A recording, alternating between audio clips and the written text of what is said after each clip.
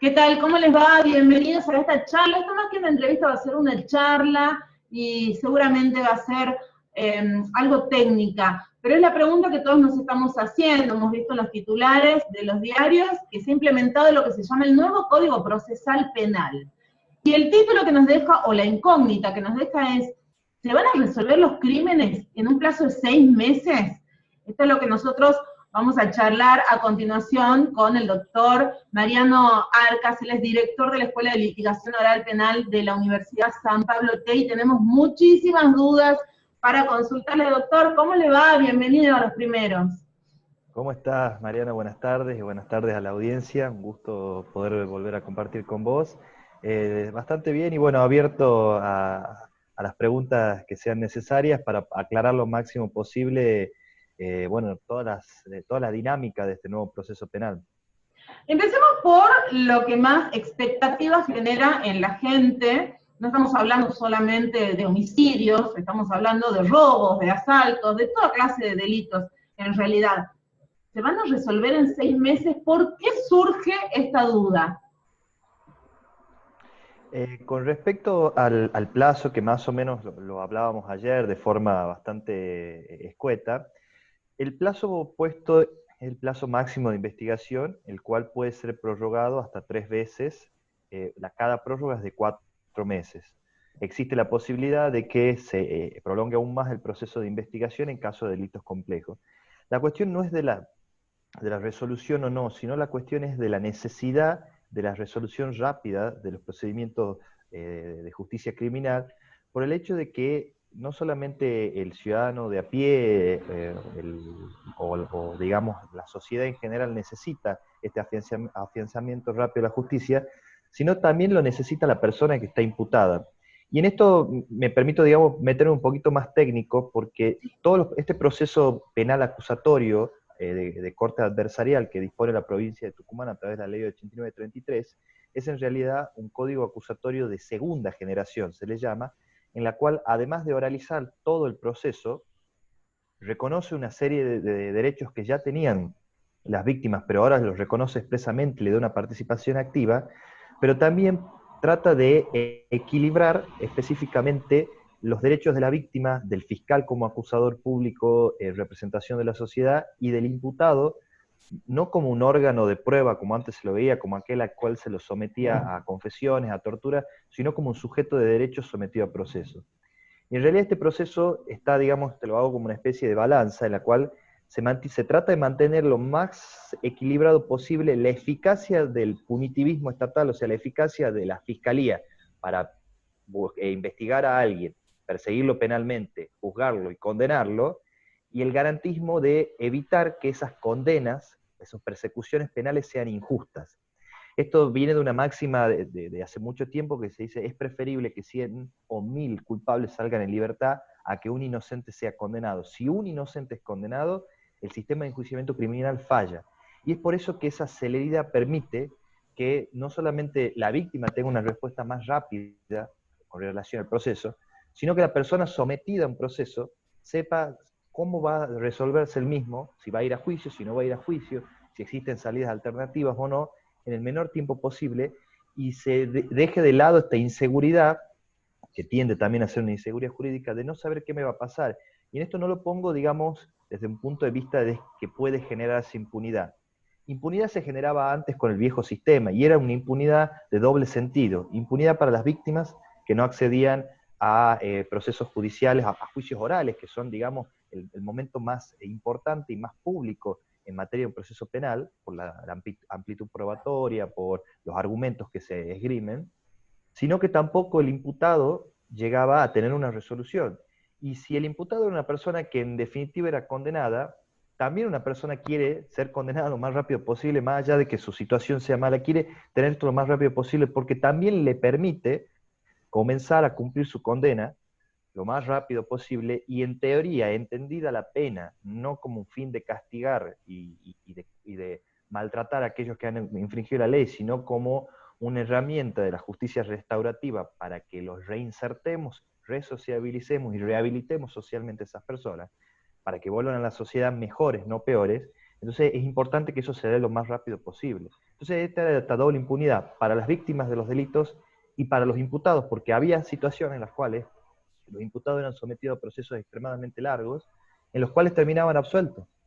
Y vamos a una cuestión práctica del diario vivir. 12 años con un proceso abierto implica que durante 12 años a uno le figura en el certificado de buena conducta el proceso penal abierto. Entonces implica que existe una serie de trámites que no puede hacer, no se puede presentar, por ejemplo, si fuera un abogado, no se puede presentar un concurso en el CAM, si fuera la administración pública, no puede ingresar hasta tanto no tenga una sentencia. No puede ser taxista, no puede ser colectivero, no puede ser nada. Genera muchas dificultades, entonces el sistema de justicia necesita cortar los tiempos. Es un principio, la celeridad en la justicia es un principio que está en la Convención Interamericana de Derechos Humanos, que es el Pacto de San José de Costa Rica, y no implica que la velocidad va a llevar a que no podamos resolver los casos. Esto implica una modificación y un cambio, te diría, de paradigma y de forma de encarar lo que se conoce como política criminal, que en definitiva la política criminal es la forma en que el Estado encara toda la cuestión delictiva, y no la cuestión delictiva del delito cometido, sino de las situaciones que pueden generar delito. Entonces, ahí habrá que ver, digamos, y se está trabajando, sé que se está trabajando en el Ministerio Público Fiscal, tendrá que trabajar, redoblar sus esfuerzos, porque deberá, en los casos de mayor gravedad, brindarle la mayor predisposición porque tendrá un plazo acotado. En este sentido es donde habrá que hacer como una escala de prioridades estratégica, porque ya empezamos a hablar de estrategia de litigio, y la estrategia de litigio comienza desde que uno esgrime su teoría del caso, desde el principio del caso hasta que termina. Tendrá que tener una estrategia de litigio que esté orientada también a las prioridades. Por eso, obviamente, es muy probable que necesite más personal, que necesite más gente, pero una vez que vaya evolucionando y que, por ejemplo, no tenemos hasta el día de hoy estadísticas muy claras con respecto de cuál es la cantidad de personas privadas de su libertad de forma preventiva y cuál es la cantidad de personas privadas de su libertad de forma condenada. Tenemos mucha gente que está con prisión preventiva hace casi 1 año y medio y está en comisarías. Entonces, tenemos que empezar eso nos va a llevar a la larga, es muy probable que tengamos muchos condenados, porque vamos a llegar más rápido a la etapa de debate oral, o probablemente capaz que a procedimientos abreviados, es muy probable que tengamos que empezar a replantear que esta reforma procesal es la punta del iceberg, que le continúa una reforma del sistema de ejecución de pena, que la pena no implica crear cárceles más grandes o más lindas, sino mejores cárceles, en las cuales no sean universidades de delincuentes, sino sean lugares de rehabilitación social, de reinserción, de la posibilidad de que la persona sea tratada como ser humano, cumpla la pena por el delito que cometió, pero que eso no implique un castigo que vaya más allá de estar privado de su libertad. Y después, digamos, yo diría, el sumum de toda reforma procesal es llegar al enjuiciamiento de juicio por jurado, porque te comentaba, digamos, como extraoficialmente ayer, que el juicio por jurado es la participación más directa en la democracia del pueblo. Nosotros en el poder ejecutivo, nosotros elegimos a nuestros representantes, no, digamos, gobernamos de forma directa. En el poder legislativo nosotros elegimos a nuestros representantes, entonces sancionamos leyes de forma indirecta. Pero en la justicia, cuando se dispone la aplicación de juicios por jurados, es el pueblo el que juzga a otro más del pueblo, a Juan Pueblo, si queremos valga la redundancia, y decide si es culpable o no. Entonces, es muy importante esta reforma entendida como la punta del iceberg, no como lo definitivo. Doctor, quiero llegar al punto de los 6 meses. Cumplido el plazo de 6 meses que van a tener el Ministerio Público Fiscal para finalizar la investigación, ¿cuáles son las opciones? ¿Hay prórroga? Existen 3 prórrogas, efectivamente cada prórroga de 4 meses, con lo cual estaríamos agregando, son un año más. Prórrogas, un año más, digamos, 1 año y medio más de investigación que puede durar este proceso, y estas prórrogas lo que tiene es que no necesariamente, el Ministerio Público Fiscal no necesariamente tiene que tener demasiados elementos, debe fundamentar concretamente, por ejemplo, por qué necesitaría 4 meses más. Dispongamos que en esta situación de pandemia se produce una investigación penal preparatoria que requiere no solamente trabajar sobre prueba de ADN que se está haciendo acá en Tucumán, sino, por ejemplo, un peritaje muy complejo sobre entrecruzamiento de llamadas que hace una oficina especializada en Buenos Aires, y que no se pueden enviar los teléfonos porque hay una demora. y que la oficina está abarrotada de trabajo porque está trabajando a un 30% de su capacidad por la fase en la que está Buenos Aires. Te doy como un ejemplo medio de laboratorio. Entonces, el Ministerio Público Fiscal se presenta a la audiencia y le dice, señoría, voy a pedirle 4 meses más, esto no es caprichoso, esto no es una situación que yo quiera prolongar 4 meses más, pero lo que sucede es que en el contexto de pandemia, nosotros necesitamos hacer el peritaje de los teléfonos, por ejemplo, entre el imputado, digamos que es te doy un ejemplo, un homicidio por encargo, un sicariato. Yo tengo que hacer entre el imputado, que es quien efectuó el disparo y mató, y la persona que presuntamente creemos que fue quien pagó por el homicidio, necesitamos hacer un peritaje entre cruzamiento de llamadas, que el software que hace ese tipo de pericias lo tienen en Buenos Aires. Y hemos tenido una demora porque hemos enviado los teléfonos, pero nos dicen que como la oficina está trabajando un 30% de su capacidad por la pandemia, todavía no lo ha podido realizar y calcula que estará en unos 3 meses. Como nosotros tenemos hasta 4 meses para pedirle, le pedimos el máximo para que por las dudas llegue, si está antes su señoría, no dude que es la última prueba que nos está faltando, la última evidencia, para pedir una apertura de juicio oral. Entonces, con ese fundamento, si yo hipotéticamente fuera defensor, yo no tendría muchas herramientas, ni siquiera para chicanearme, porque encima estaría en una audiencia y le diría, bueno, sí, pero lo puede apurar, pero no sé qué, y la verdad que el contexto de pandemia es general, entonces yo le diría, bueno, sí, señoría, siempre, si mi cliente estuviera privado de libertad, atento que la evidencia no puede ser manipulada por mi cliente porque se encuentra en Buenos Aires, y ha pedido prórroga al Ministerio Público Fiscal para evitar que esté en prisión preventiva, solicito que se lo ponga en libertad, ya que no va a entorpecer la investigación. Y ahí probablemente...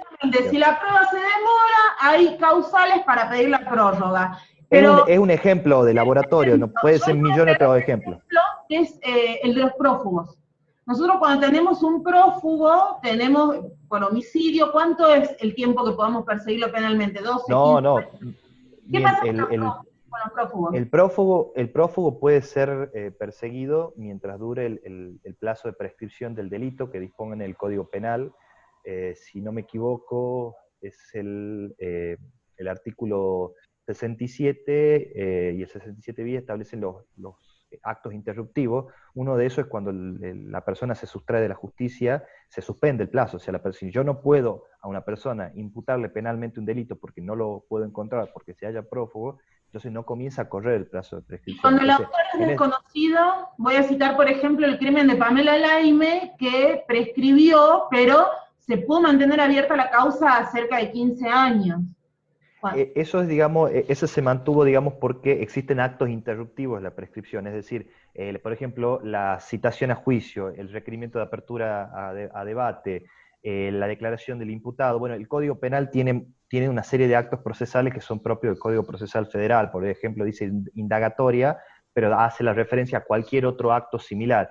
Esos son actos interruptivos que pueden seguir manteniendo una investigación.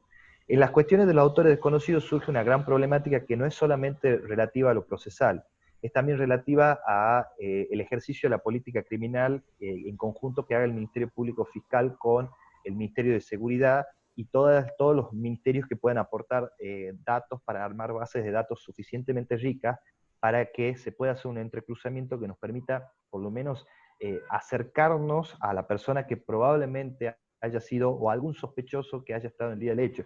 Es cierto que algunas de las cosas que estoy diciendo suenan un poco hollywoodescas, porque, por ejemplo, una de las cuestiones sería revisar específicamente si ese día había las cámaras prendidas de un banco, las cámaras prendidas de algún restaurante, o las cámaras comunes que tiene el sistema de 911, pero lleva a cabo que si cada vez nosotros tenemos más autores desconocidos, tenemos que hacer un análisis de política criminológica y política criminal específicamente para determinar qué tipo de delito es el que siempre obtenemos autores desconocidos, por qué siempre obtenemos autores desconocidos y qué estamos haciendo mal para no conocerlo al autor, valga digamos la ironía, porque lleva a cabo una serie de prácticas que poco a poco tienen que ir haciendo, decir, bueno, el caso ese es muy paradigmático, el que vos me decís, y requiere obviamente un trabajo de investigativo mucho mayor y específico, porque estamos hablando de un crimen, de un homicidio, pero si estamos hablando de los típicos autores desconocidos de robo,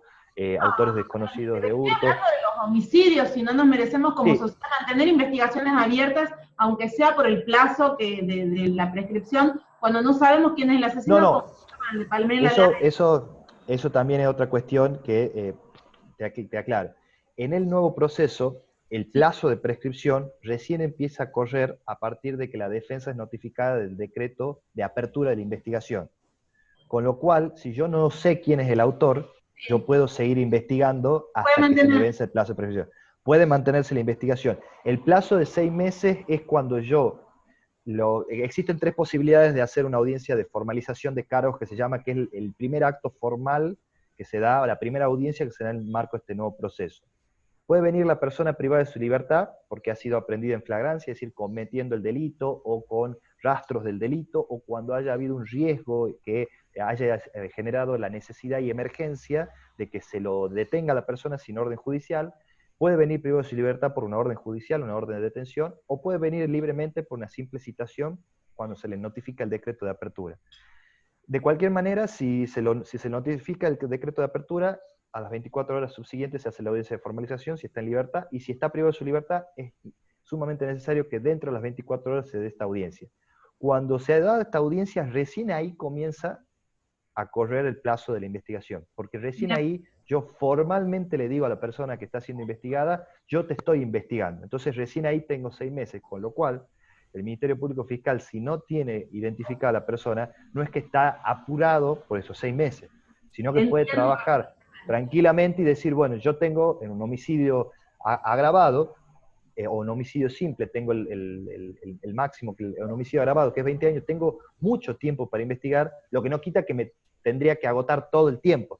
Yo tendría que, pero tengo más tranquilidad porque no identifiqué a la persona, no le formalicé, con lo cual no empieza a correr. El plazo empieza a correr como una garantía de plazo razonable para investigar a una persona y para someterla a un proceso penal, porque el sometimiento a un proceso penal es mucho más gravoso que cualquier otro proceso. ¿Por qué? Porque está siempre en juego lo que se conoce como el poder punitivo, es decir, esta violencia que tiene el Estado, que está institucionalizada, para traer a alguien forzadamente, para obligarlo a hacer algo forzadamente, o para encarcelar a alguien. Entonces, cuando estamos sometidos a esa violencia institucionalizada, es racional que esa violencia sea moderada y sea controlada. Ahí es donde aparece lo que yo más o menos contaba, medio a las apuradas ayer, pero en el marco de esta nota, lo que el maestro Alberto Binder define como antinomia fundamental del derecho procesal penal, que es la eficacia y la garantía, que él siempre hace un ejemplo con las palmas de la mano, que cuando uno hace presión están constantemente en tensión.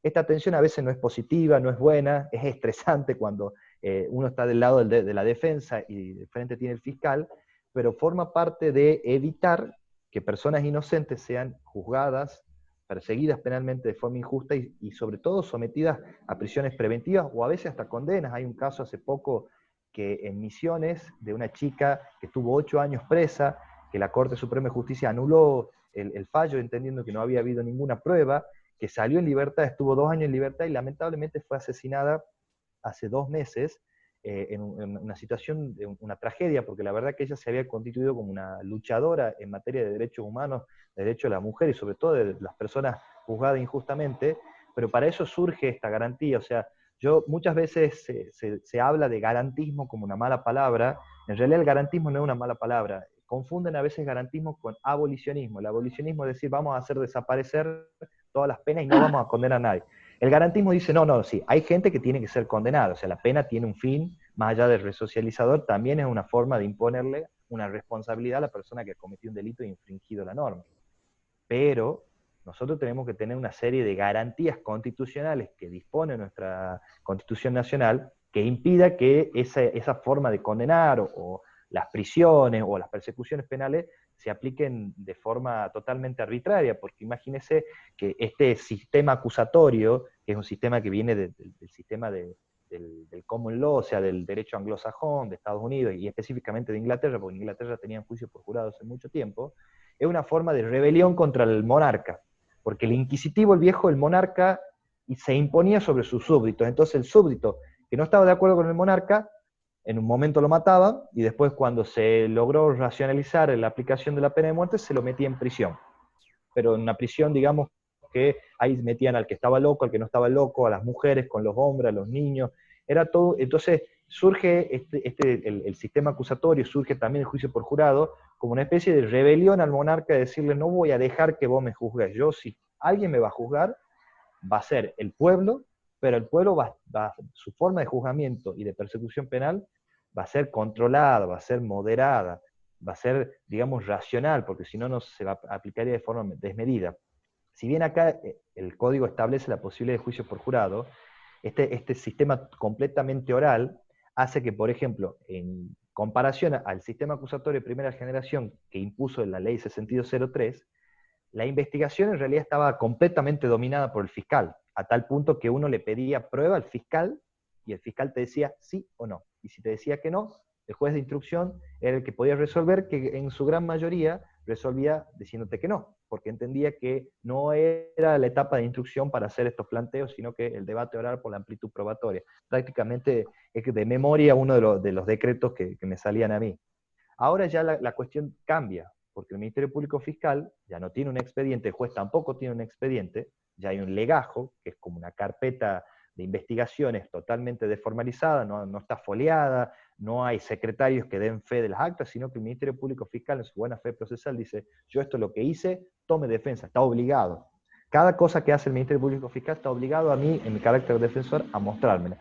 Y el juez entonces, cuando se sienta en la audiencia, escucha dos partes, que también pueden producir pruebas en las diferentes audiencias, y puede realmente fallar sin ni siquiera estar condicionado por un expediente, porque muchas veces lo que sucedía, y lo que sucede en los juicios orales, es que el juez casi siempre tiene un expediente a mano. Entonces, cuando tiene alguna duda, lo revisa el expediente. Otra cuestión que en los juicios orales sucedía antes, si el juez tenía alguna duda, se la aclaraba preguntando. El nuevo proceso le impide en la etapa de debate hacer cualquier tipo de pregunta al juez. ¿Por qué? Porque si el juez pregunta, es para despejarse una duda, y si se despeja una duda, atenta contra el principio de la duda a favor del reo. Porque se está consolidando la tesis fiscal. El que tiene que consolidar la acusación es el fiscal. Por eso vas a escuchar a veces en las películas que dicen que es parte, digamos, del juego, es película, es ficción, pero es parte de lo que va a suceder, que uno dice, el fiscal dice, yo les voy a probar, a ustedes miembros del jurado, más allá de toda duda razonable, que el señor Arcas es culpable del delito de homicidio. Y esa duda razonable es la que implica que me va a destruir a mi imputado mi presunción de inocencia. Si él la destruye a mi presunción de inocencia con prueba sólida, contundente, la condena corresponde. Pero si no es contundente, sí. Antes de finalizar, porque es muy interesante esta charla, le quiero preguntar por el rol de las víctimas y la nueva querella. ¿Cómo va a ser la nueva querella con este código?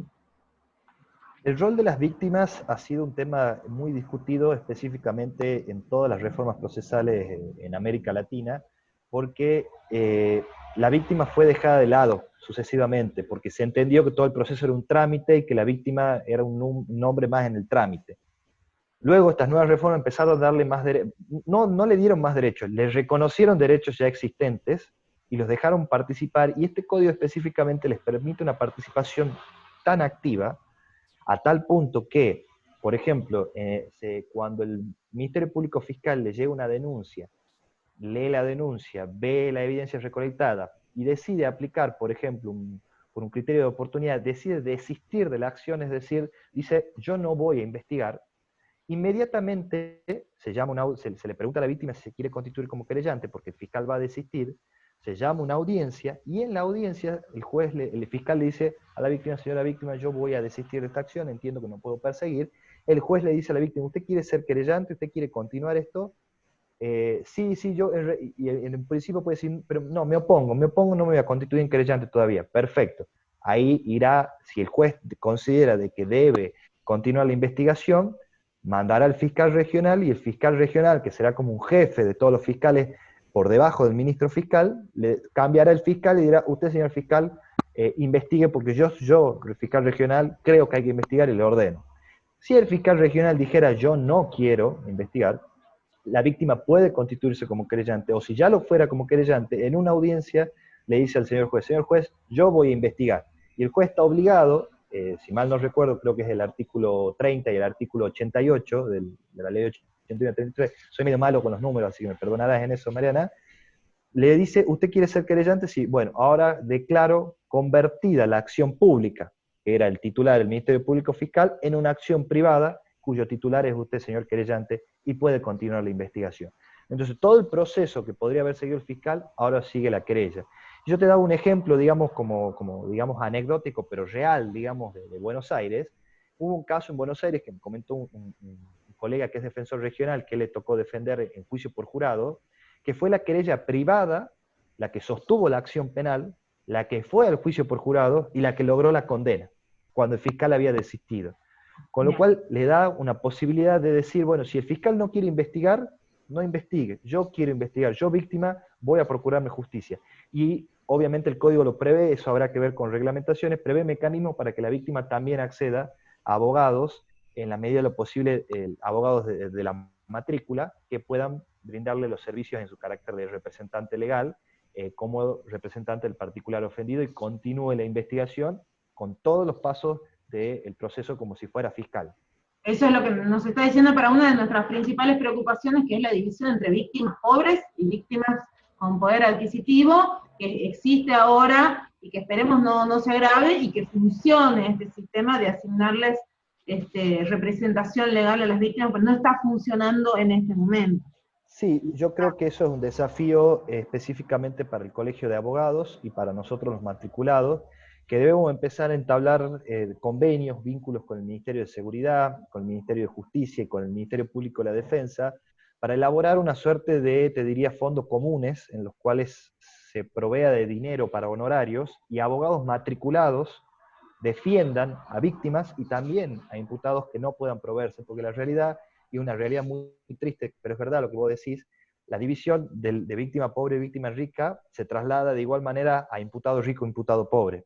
Sí. Y eso es algo que es una de las críticas más grandes que yo le hago, por ejemplo, al sistema anglosajón. El sistema anglosajón tiene una deficiencia que el sistema público recién está empezando a constituirse mucho más sólido, por lo cual vos para proveerte una defensa penal muy buena, que vos digas, este abogado defensor es el mejor penalista del condado, por decirte, si estamos en Estados Unidos, estamos hablando de $500.000 hasta $6 millones, lo que cuesta una defensa, contratar peritos, todo esto, y no se lo puede proveer nadie. Entonces, si eso pasa acá, eso sería, digamos, eso atentaría contra los derechos de las víctimas, contra los derechos de los imputados. Entonces, creo que ahí nosotros como matriculados tenemos una oportunidad única de participar activamente en el mejoramiento de la administración de justicia. Igualmente, y permítame que le comente una impresión mía, que es solamente de cubrir periodísticamente juicios, por supuesto que no soy abogada, hay una diferencia también entre imputados pobres e imputados con plata, pero el sistema impide que la cuestión avance si el imputado no tiene defensa técnica. En cambio, los procesos, por lo menos con el viejo código, podían continuar aún sin la víctima constituida como querellante, o aún constituida como querellante, había actos procesales como audiencias que se podían celebrar tranquilamente sin que esté la parte querellante, y conozco casos, por ejemplo, le voy a poner el ejemplo de María Vigiani, en que su abogado querellante ni le informó a la familia, ni fue a las audiencias, no se ocupó de ir a las audiencias, y el proceso continúa normalmente. En cambio, no hay ningún proceso que continúe, ninguna declaración ni nada, si el imputado no está representado por su defensa técnica. Entonces, hay un desnivel, digamos, hasta ahora, hasta que empieza el nuevo código, hay un desnivel entre la participación del imputado, por supuesto, y la de la querella, la de la víctima. Sí, yo me permito simplemente hacer una aclaración, y esto va a ser una mirada muy defensista, porque tiendo a ser más defensor que querellante cada vez que me contratan. La diferencia es que esto no implica una cuestión de equiparar, sino una cuestión de articular. El derecho a la defensa es un derecho constitucional, está receptado en el artículo 18, y si no hay defensa no podría haber acusación, porque volveríamos a la Inquisición, o sea, volveríamos a un acusador que acusa, juzga y condena, y la defensa simplemente va siguiendo el trámite.